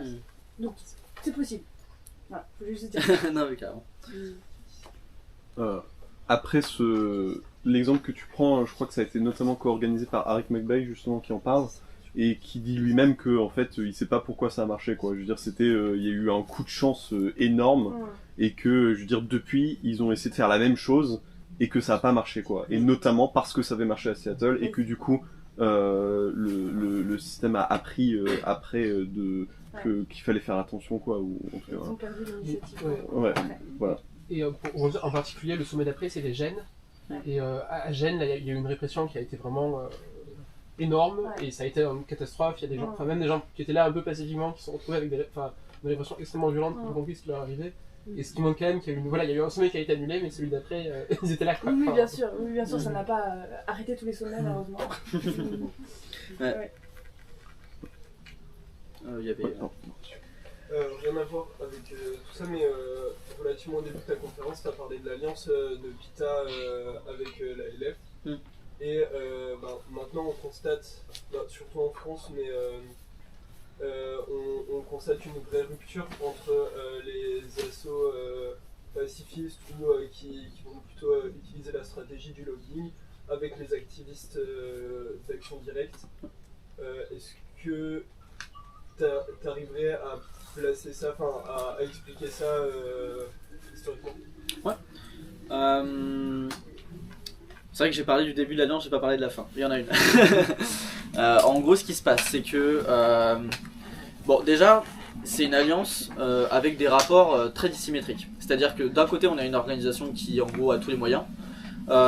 Mais qui est aussi capable de faire vivre certains de ses militants avec des salaires, etc., qui est capable de faire connaître certains de ses militants, je pense notamment à Ingrid Newkirk, qui vont des plateformes de publication de leurs bouquins, etc. Donc en gros, ils engrangent quand même un certain capital social, que ce soit culturel ou économique, au fur et à mesure des années, tandis que les gens de la LF, eux, ne font que prendre des risques, potentiellement finir en prison, toute la pression psychologique dont on a parlé, etc. Donc déjà, il y a quelque chose de très dissymétrique, on va dire, au niveau des récompenses que tu peux avoir entre si tu deviens militant de PETA ou si tu deviens militant de la LF. Et ça crée déjà du ressentiment, très clairement. Les militants de la LF ont assez souvent le sentiment qu'en fait ils font tout le sale boulot de la libération animale et qu'à côté il y a les gens de PETA qui sont en train de faire des rigolos dans la rue, qui font des happenings un peu à la con et dont on parle que d'eux en fait au final. Au-delà de ça, il y a des vraies questions stratégiques, par exemple autour de Rod Coronado. Quand Rod Coronado se fait arrêter, il a besoin donc de monter une legal team. À la base, il a une legal team qui est plutôt composée de personnes qui viennent de l'ALF. Et petit à petit, PETA, notamment parce qu'il le finance, vont récupérer l'organisation de la legal team et la tourner de sorte à ce que le procès ne se fasse pas sur un angle politique, mais vraiment purement criminel. En gros, le but du jeu pour PETA, c'était de ne pas créer trop de remue-ménage autour de cette question du procès de Rod Coronado, parce que eux ils savaient qu'ils avaient au moins un de leurs employés qui était impliqué dans les actions de PETA, dans les actions de Rod Coronado, et que si jamais il commençait à avoir trop de poursuites, trop d'enquêtes, etc., en fait tout allait sortir et ils allaient se faire choper aussi. Et ça allait faire une très mauvaise presse pour une organisation qui elle-même de plus en plus, et ça c'est vraiment le gros problème avec PETA, c'est qu'en fait à partir des années 90, autant dans les années 80 c'est une organisation qui se veut radicale, tout ce que vous voulez, autant quand on regarde leur publication, leur revue, la PETA News, à partir des années 90, c'est une organisation qui prend de plus en plus un tournant, on va dire, libéral, et qui a toujours été relativement libéral de toute façon, mais qui vraiment s'accentue de plus en plus autour de ça, et du coup essaye de plus en plus de lécher sa réputation. Donc ils vont de plus en plus mettre en avant leur lien avec le monde du showbiz. Ils vont de plus en plus essayer de montrer que si, regardez, quand on travaille bien avec des entreprises, on peut les rendre véganes et ça se passe super bien. Et ils vont de moins en moins être aptes à parler de l'ALF. Et en fait, dans les années 90, quand ils font un peu référence de temps en temps, notamment pour les anniversaires de tels ou tels événements, à des événements où l'ALF a collaboré avec eux de manière très importante, hein, parce que vraiment dans les années 80, ne serait-ce que la jeunesse des organisations est complètement liée autour d'une affaire commune qui est celle de Silver Spring. En fait, quand ils vont refaire référence à ces événements-là dans les années 90, ils ne mentionnent des fois même plus l'ALF. Donc vraiment, leur but c'est de se lighter le plus possible pour donner l'impression que si, maintenant c'est bon, ils sont devenus réglo. Ils sont radicales, mais une radicalité de posture en fait, hein, clairement une radicalité de carton. Du coup, petit à petit, voilà, ils font en sorte de plus avoir aucun lien avec l'ALF. Et donc, notamment autour du procès de Rod Coronado, il y a une vraie dispute entre les militants de l'ALF et les militants de PETA. Et à partir de là, globalement, ils arrêtent de travailler ensemble. C'est le cas de Rod Coronado, pour moi, c'est le dernier où PETA paye la legal team d'un militant de l'ALF qui s'est fait arrêter. Voilà. Moi, c'était sur peut-être le nombre de visons aujourd'hui qui sont tués par rapport je veux dire, tu as dit que ça s'était exporté en Chine. Du coup, est-ce que le marché il est resté assez stable? Je veux dire, en tout cas, la demande est restée stable et du coup, l'offre aussi. Ou t'as peut-être pas des chiffres là-dessus, mais non, je pourrais pas te répondre de manière très chiffrée. Ce qui est sûr, c'est que le marché européen, il a plus ou moins cessé. Le marché russe, dans les années 90, il s'est arrêté aussi, parce que notamment crise économique, plus forcément les moyens d'importer du vison, notamment d'Amérique du Nord. Le marché asiatique, je sais qu'il continue d'être en expansion. Donc il y a un article là-dessus, si vous voulez, peut-être qu'il aura des chiffres. Est-ce que c'est Reporter? Je crois que c'est Reporter qui avait fait un article là-dessus. Il faudrait que je le retrouve. Qui parlait de ça et qui parlait du fait que quand même il y avait déjà une conscience qui était en train de se faire, notamment dans les catégories d'âge plutôt jeunes en Chine, sur toutes ces questions-là. Ça reste assez minime, ça va sûrement prendre des années avant de se développer. Donc non, le marché, on va dire au niveau mondial, moi de très loin, j'ai l'impression qu'il s'est stabilisé, juste il a changé d'aire géographique. Et en plus il s'est tourné vers les aires géographiques avec le plus de marché intérieur. Donc j'aurais pas de chiffres vraiment précis à te donner, mais on n'est pas sur un marché global qui est vraiment en déclin, en tout cas. Ouais. Si je connais un petit peu des chiffres, on est à peu près à 140 millions d'animaux, uniquement des visons, hein. C'est dans la globalité. Ça c'est le chiffre mondial, c'est approximatif parce que le chiffre réel c'est que c'est impossible de savoir, il y a tellement de faire. Le marché, les plus importants effectivement c'est la Chine et la Russie. La production la plus importante c'est en Chine. Il y a un déclin quand même. Globalement ça génère toujours des milliards d'euros, mais dans les dernières 4 années il y a un déclin assez stable. Donc c'est je sais pas de 22 milliards, on est arrivé à 21, enfin il y a quand même une progression plutôt vers la baisse. Okay. Et très stable, très linéaire. Et il y a une autre chose que je voulais dire, c'est que la lutte contre la fourrure aux États-Unis, il a migré vers les campagnes de pression contre les entreprises, cette fois-là, contre les entreprises distributrices de la fourrure. Et ça se fait donc. Du coup, ce n'est pas une lutte contre le système, contre le capitalisme, donc c'est clair. Mais par contre, les États-Unis, en particulier, la liberté de libre expression est sacrée aux États-Unis, et les activistes ils profitent de ce fait pour organiser les actions assez perturbant les entreprises, c'est-à-dire qu'ils ont la possibilité de faire des disrupts à l'intérieur des magasins, ils ont la possibilité de se déplacer devant les domiciles des dirigeants et dirigeantes de ces entreprises, il y a la possibilité de physiquement suivre, se présenter dans les lieux des manifestations et des événements de cette entreprise. Et ça crée, mine de rien, une ambiance qui est souvent décriée par ces entreprises comme bullying, mais qui donne ses résultats. Donc il y a de plus en plus de marques qui annonce la politique anti-fourrure, qui est un petit gain par rapport. Mais petit à petit, ça crée une forme de mouvement d'escalier qui fait que voilà, il y a une marque qui lâche, il y a les autres qui sentent la pression de parité également. Et bon, voilà, ça c'est. En tout cas, là, le mouvement anti-fourrure, il n'est pas mort aux États-Unis. Et puis voilà, il s'adapte tout en restant dans les règles de l'égalité. Ouais. Après, c'est vrai que c'est. Ce sera un peu aussi là-dessus que je vais continuer de travailler en thèse, et je sais que je trouve que c'est assez compliqué d'essayer de déterminer en fait quelles stratégies et tactiques sont vraiment capables d'être assez efficaces. Typiquement PETA pour le coup, pendant en gros dès les années 80 et à partir des années 90 notamment, a vraiment des campagnes qui fonctionnent sur l'articulation à chaque fois contre une entreprise en particulier. Par exemple Avon, Revlon, Biosearch, Gillette aussi, L'Oréal. Voilà, c'est des entreprises contre lesquelles PETA c'est vraiment d'un coup décidé de faire une grande campagne pour leur dire, alors que ce soit arrêter de mettre de la fourrure dans vos produits, ou que ce soit sur le même mode de arrêter d'utiliser des produits animaux dans des produits chimiques ou autres. Et en fait c'est assez compliqué de savoir si ça fonctionne vraiment. Ce qui est clair, c'est que PETA typiquement a toujours eu cette stratégie un peu de dès qu'un groupe commence à faire un pas vers eux, tout de suite ils essayent de l'accompagner en disant ah bah génial, du coup on va vous donner un label, on va vous montrer que vous êtes quelqu'un de bien, et puis comme ça vous allez être content avec nous, on va pouvoir négocier, ça va être un peu plus cordial. Et c'est compliqué, en tout cas moi pour le moment, pour les recherches que j'avais fait à ce niveau-là, compliqué de savoir si c'est vraiment très efficace. Parce que typiquement il y a un certain nombre de groupes qui ont fait des pas vers les animalistes, qui ont commencé à retirer des produits, etc. Et qui en fait quelques années plus tard, dès que la pression a l'air descendue, reviennent en arrière et remettent des produits extrêmement problématiques.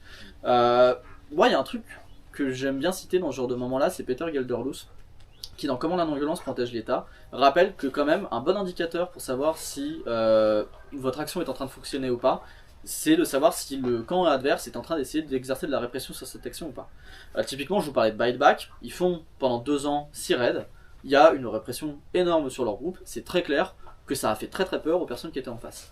Là aujourd'hui, maintenant qu'ils ont terminé de criminaliser le fait de rentrer dans les abattoirs dans les élevages pour libérer des animaux, ils sont en train d'organiser une nouvelle loi qui s'est faite en fait dans les années 2000-2010, un ensemble de, donc ça je crois que c'est l'Animal Enterprise Terrorist Act, je crois qu'il passe dans les années 2000 de souvenir, qui criminalise le fait de rentrer à l'intérieur des industries de manière plus ou moins secrète, hein, souvent en tant que personne qui est censée travailler dans le staff, pour prendre des vidéos, voler des documents et créer de la publicité. Parce que ça crée de la communication qui pour le coup en général, comme le fait L214 en France, fonctionne pas trop mal hein, pour susciter de la polémique. Bah ça pareil, il y a un moment où ça a commencé à les emmerder, et puis bah, ils ont décidé de le rendre illégal. Le fait qu'ils aient jamais... Alors évidemment il y a le premier amendement aux États-Unis qui pose problème. Mais le fait qu'ils aient jamais vraiment réussi, enfin vraiment essayé finalement, de s'attaquer à tout ce qui est manifestation de rue, happening et autres, me fait un peu penser que je pense pas que ça leur fasse très peur. Et que je ne suis pas certain que ça soit ça qui puisse faire pencher la balance d'une manière ou d'une autre contre des industries qui en fait de toute façon brassent des milliards. Ça revient un peu sur la question plus généralement problématique du boycott pour les véganes, parce que le boycott en vérité c'est la stratégie de base du véganisme.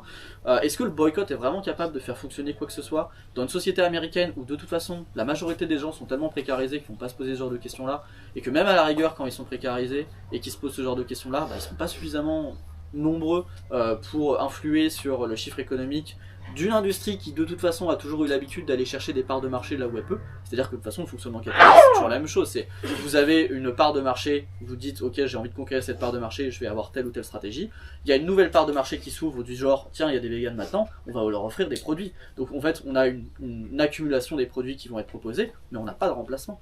Et c'est ça qui me fait penser que toutes ces stratégies là, moi j'ai du mal à croire qu'elles pourraient fonctionner. Mais je dis ça vraiment, on va dire avec prudence, et ça fait vraiment partie des trucs sur lesquels j'ai envie de travailler dans les 3 ans qui vont venir, quoi. Ouais. Du coup, est-ce que tu as un peu analysé pourquoi est-ce que justement dans les années 2000 et tout, ça s'est vraiment effondré le nombre d'actions de l'ALF? Est-ce que c'est parce que la répression a vraiment marché et qu'ils avaient peur? Ou enfin le concept de l'échec? C'est mon moment autopromo. Non, en vrai, juste j'ai un article qui va être publié sur il s'appelle Qui a tué l'ALF, et qui va être publié en octobre si tout se passe bien, sur Histoire et Politique. Pour ceux qui veulent, je peux donner mon contact parce que je pense qu'il sera pas en accès libre, donc je vais le faire en PDF, ce sera plus simple. Je peux me le filer maintenant d'ailleurs, surtout avant qu'il soit publié, c'est peut-être mieux d'un point de vue légal. Donc n'hésitez pas à venir me demander. Et du coup, en fait, en gros, j'analyse ça sous 3 ans. Le fait que déjà leur campagne a pas fonctionné contre l'industrie de la fourrure parce que c'était une industrie plus résiliente que prévu et que d'un point de vue, on va dire, au niveau du moral et de la capacité d'engagement des personnes, ça a pas aidé. Second élément, je le fais vraiment vite du coup, mais second élément, le fait qu'il y a quand même une répression encore une fois qui a été extrêmement féroce, qui fait que malgré ce que disent les gens de la LF eux-mêmes, il y a eu quand même beaucoup de personnes qui ont fini en prison, qui n'ont pas forcément eu envie de reprendre derrière et qui ont eu, puis de toute façon qui étaient surveillées et tout, donc il n'y avait pas la possibilité de repartir sur d'autres actions. Et le fait aussi que la LF en fait, notamment, a pas très bien en fait passé la vague numérique, on va dire. Et c'est fait un peu disrupter ces moyens de communication. Et ça, c'est un truc sur lequel je suis pas beaucoup revenu, mais qui est en fait crucial à comprendre avec le cas de la LF. Et de manière générale, dans le militantisme un peu anard des années 90 aux États-Unis, c'est que ça fonctionne énormément avec des revues qui vont être un peu passées sous le manteau ou dans les événements, même welfaristes à la rigueur. Hein. Mais les petits événements par-ci par-là, il y aura toujours une table au fond avec des revues. Et c'est vraiment ces revues-là qui vous permettent de savoir non seulement ce qui se passe dans le mouvement, à une époque où Internet n'existe pas, mais qui vous permettent également de savoir comment est-ce que vous pouvez rejoindre ce mouvement et participer. Et en fait, à partir des années 2000, c'est la plupart de ces revues, en général pour des raisons économiques, vont disparaître. Ou aussi parce que les militants qui les tenaient se sont fait arrêter, ou qui ont commencé à se dire ouais c'est chaud, on va peut-être partir ailleurs.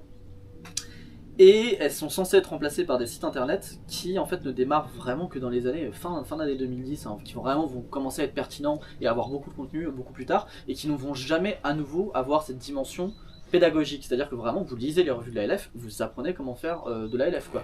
Et c'est génial, c'est des documents qui sont super intéressants à lire, à analyser, ils sont chouettes, mais le problème c'est qu'ils n'ont vraiment pas eu de remplacement dans les années 2000 et je pense que ça a beaucoup joué sur la capacité de recrutement du groupe en fait. Je pense que le groupe tout simplement s'est plus retrouvé en capacité de le faire.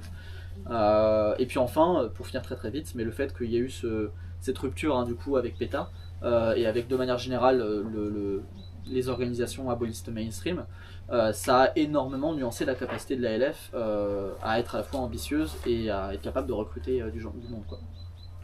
Donc c'est pour ça qu'en fait dans les années 2000 ça se casse la figure en fait assez vite quoi, mais vraiment assez vite.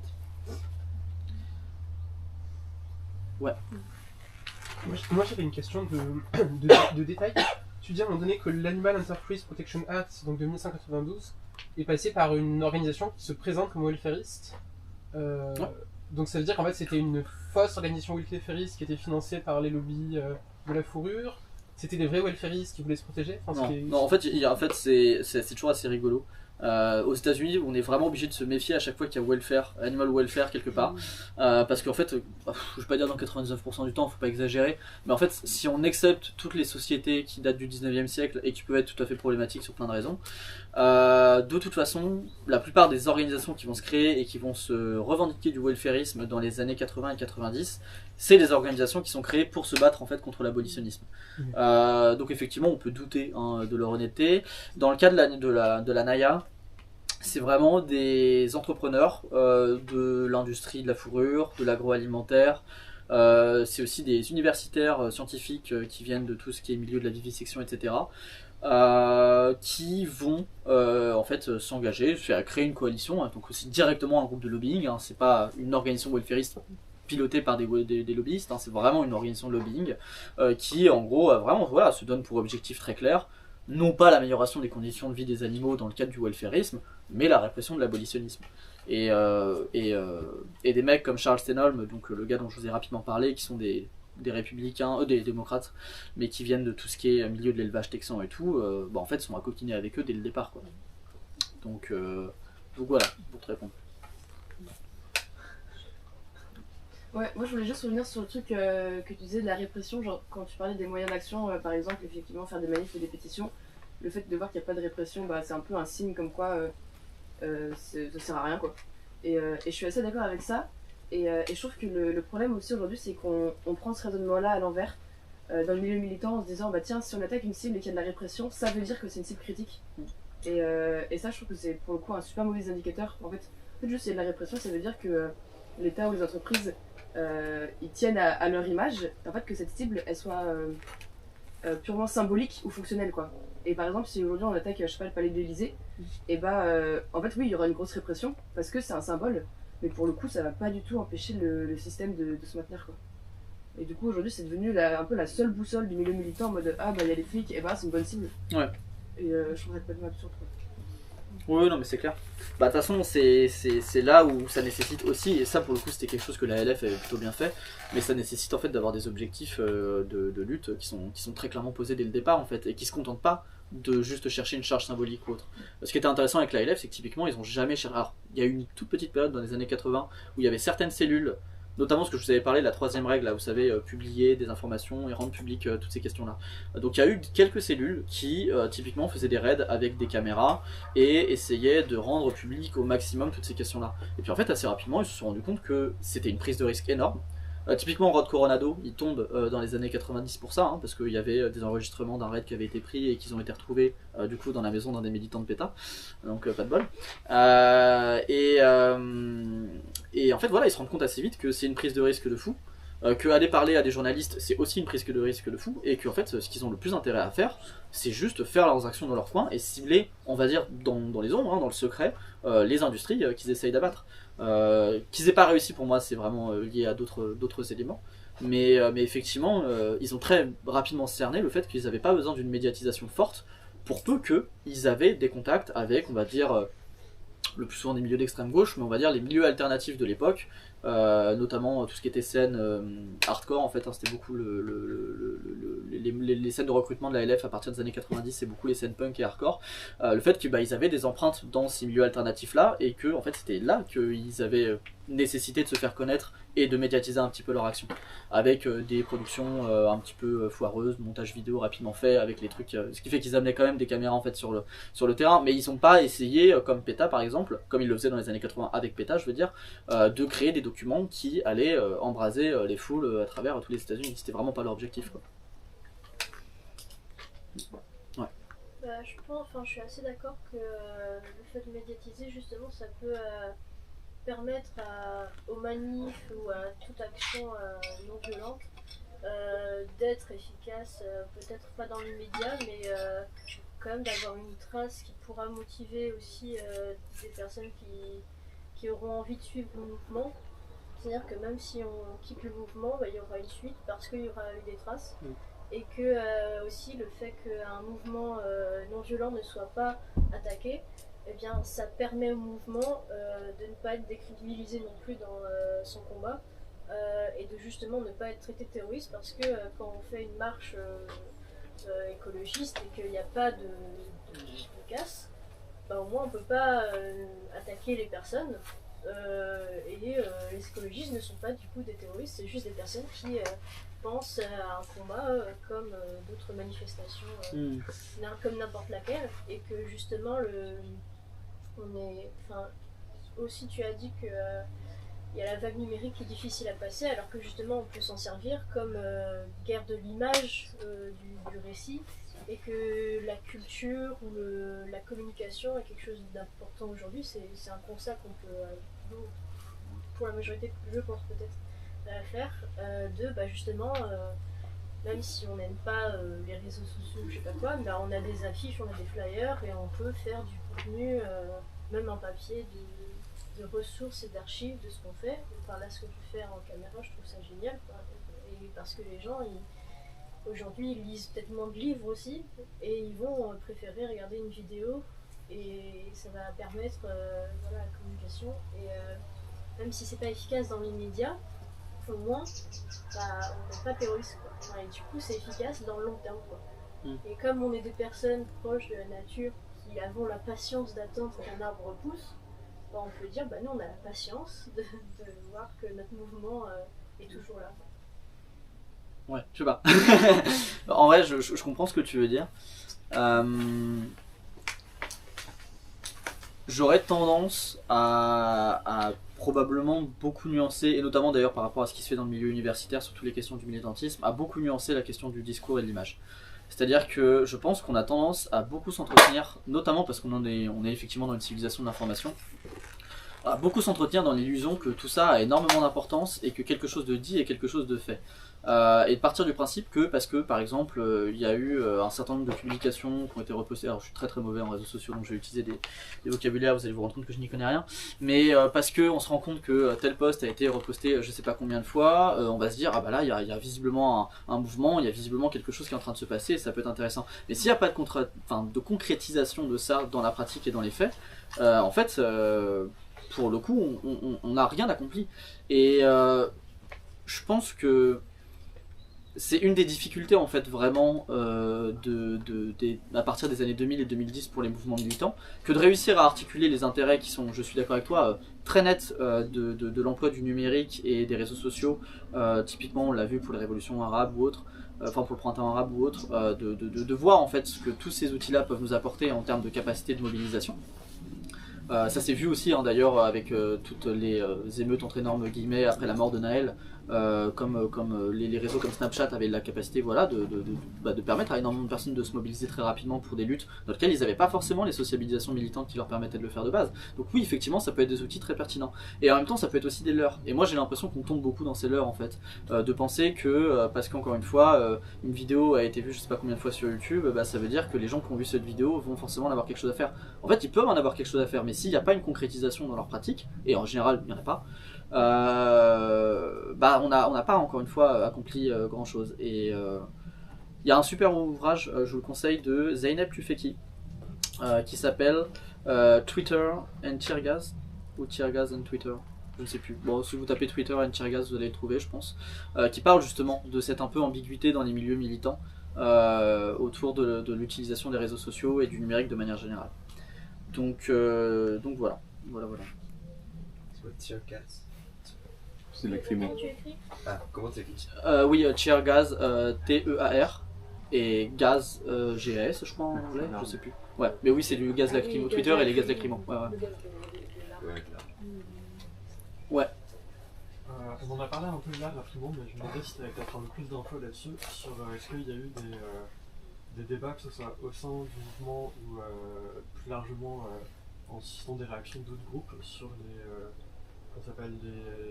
chances de survie des visons relâchés et sur les questions d'impact environnemental, notamment de relâcher autant d'animaux en milieu naturel comme ça. Ouais.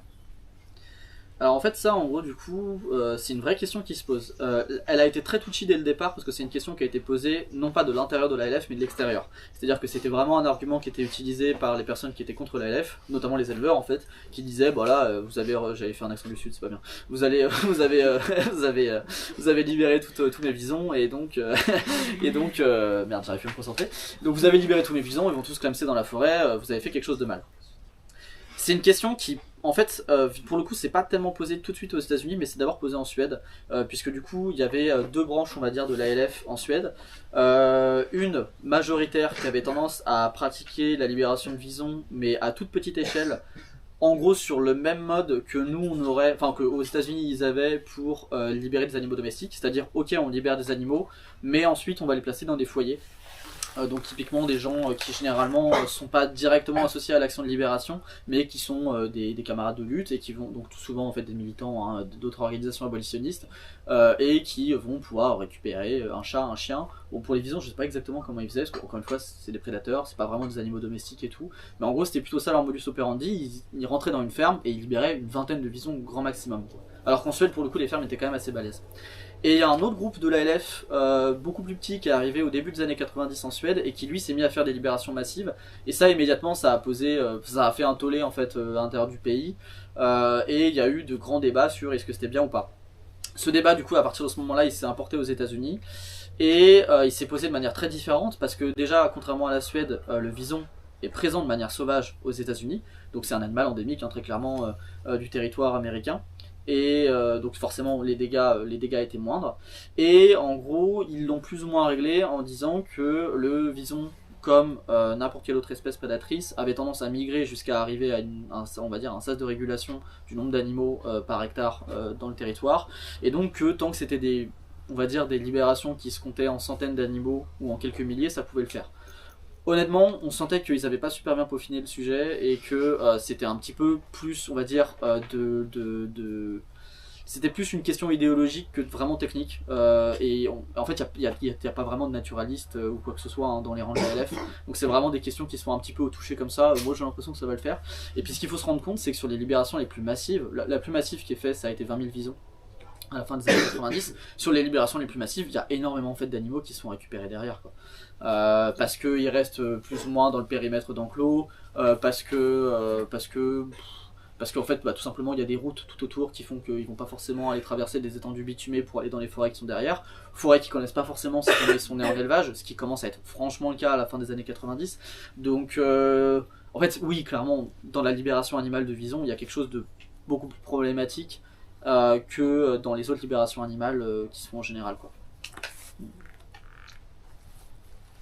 Ouais. Moi, c'était pour revenir sur la remarque sur les réseaux sociaux et les médias, et que en fait on a la patience de laisser des arbres pousser. Effectivement, mais il faut pas oublier non plus qu'il y a des tronçonneuses qui poussent à côté, quoi. Ce que je veux dire par là, c'est que en fait le camp en face, lui, ne s'arrête pas, quoi. Le camp en face, il continue à faire de la propagande en utilisant ces mêmes outils. On est dans une guerre qui est asymétrique, avec des moyens du coup qui sont totalement asymétriques, et que du coup je pense que c'est un leurre de penser que faire des vidéos aujourd'hui en espérant qu'un jour ça galvanise ou ça fédère, moi j'ai du mal à y croire.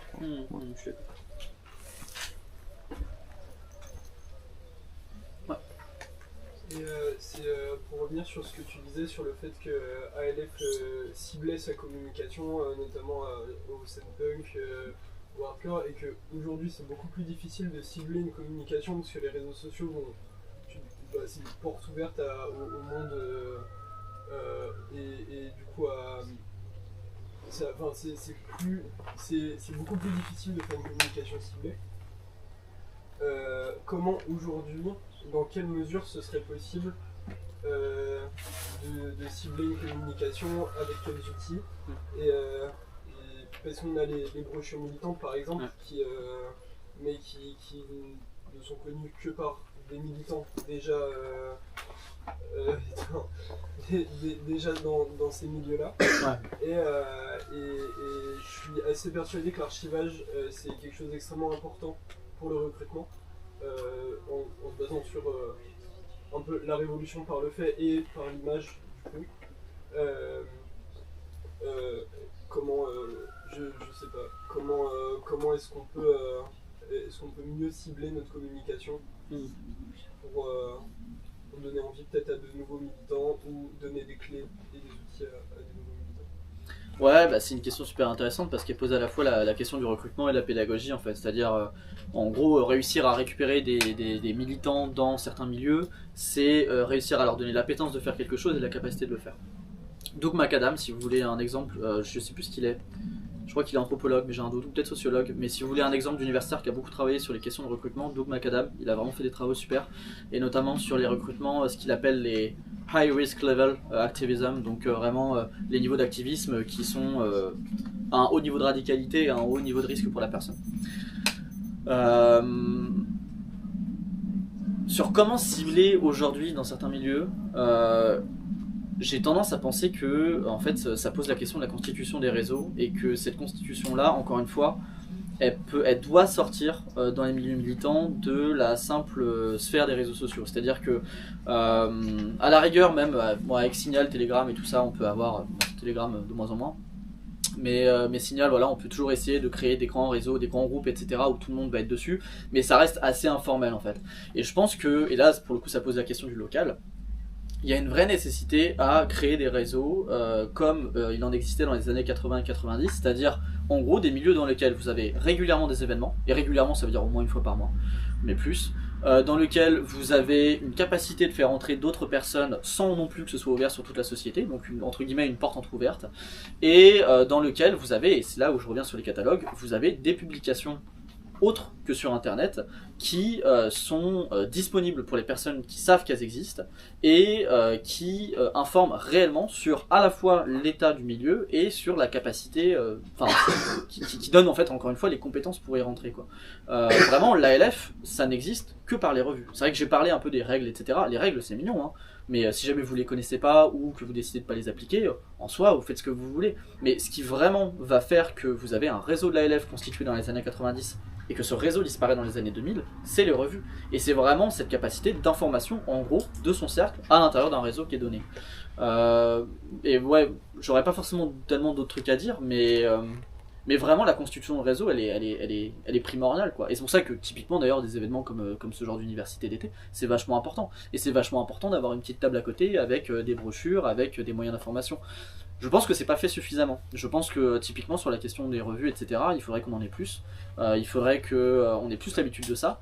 Et je pense qu'il y a un certain nombre de réflexes que nous a donné Internet en tant que militant.